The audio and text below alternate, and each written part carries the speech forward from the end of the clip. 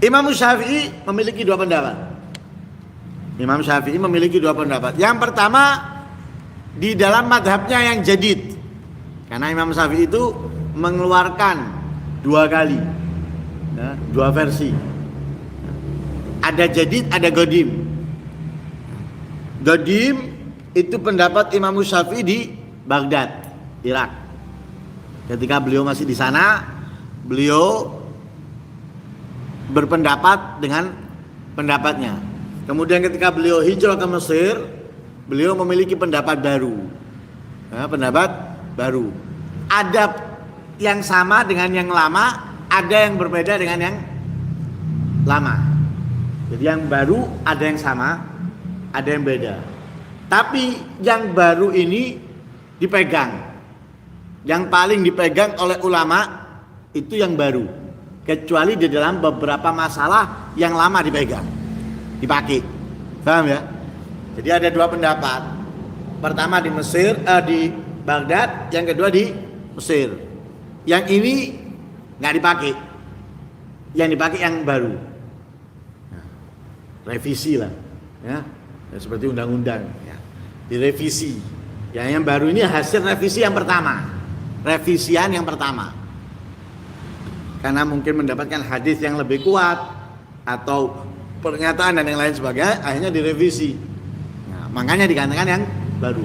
Tapi walaupun yang baru ini revisian, tapi ada beberapa yang lama itu lebih kuat dari yang baru, sehingga tetap beberapa pendapat memakai yang lama dari yang baru.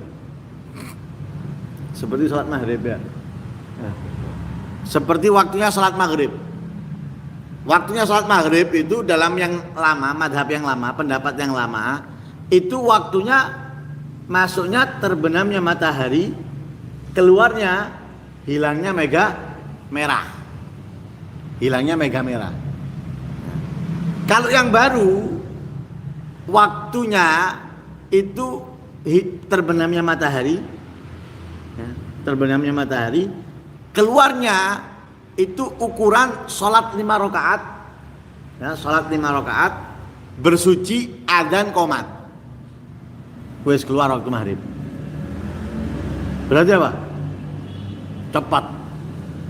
Jadi terbenamnya matahari, masuk waktunya itu maghrib. Sampai kapan? Ukuran 5 rakaat sholat, bukan flash, sholat yang tenang, nyantai, udah lambat banget, nggak cepet temen, nyantai. 5 rakaat, bersuci, ya, adzan dan qomat, selesai waktunya maghrib. Lah ini ulama memegang pendapat yang lama, memakai pendapat yang lama, yaitu dengan hilangnya mega merah. Jadi ada beberapa, ada 18 masalah kalau nggak salah. Ada 18 masalah yang lama itu lebih dipakai daripada yang baru. Lah ini pendapat Imam Syafi'i yang baru tidak mengatakan sunnah. Mengatakan sunnah di 2 rakaat terakhir. Yaitu rakaat ketiga dan keempat disunahkan membaca surat. Seperti 2 rakaat pertama yang baru, pendapat yang baru. Tapi pendapat yang lama la tustahabbu, tidak disunahkan. Pendapat yang lama yaitu madhab godim tidak disunahkan. Dan itu yang dikuati oleh Imam Nawawi dalam kitabnya Minhaj. Nah, beliau mengatakan wa tusannu surah ba'dal Fatihah illa fi tsalitsa wa rabi'ah fil adhar. Wa alaihi fa hadhihi min al-masail al-mukhtarah min al-madhhab al-qadim li Syafi'i rahimahullah. Ya. Dan beliau Imam Nawawi mengatakan dalam kitabnya Minhaj disunahkan membaca surat setelah Fatihah kecuali di rakaat ketiga dan keempat menurut pendapat Al-Adhar. Nah, itu Imam Syafi'i punya 2 pendapat. Ada lagi ulama dalam madhab Imam Syafi'i berpendapat.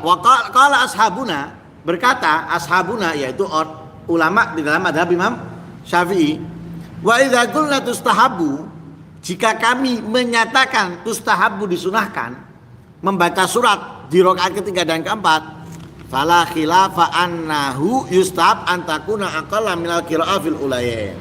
Maka tidak berbeda bahwa disunahkan bacaan surat di rakaat ketiga dan keempat itu harus lebih pendek dari 2 rakaat pertama. Jadi kalau misalnya dinyatakan sunnah baca surat di rakaat ketiga dan keempat, maka selayaknya surat yang dibaca lebih pendek dari 2 rakaat pertama. Nah, jadi membaca bacaan yang rakaat ketiga dan keempat itu sama. Misalnya cuma 3 ayat seperti Inna Atoina misalnya, rakaat ketiga dan keempat.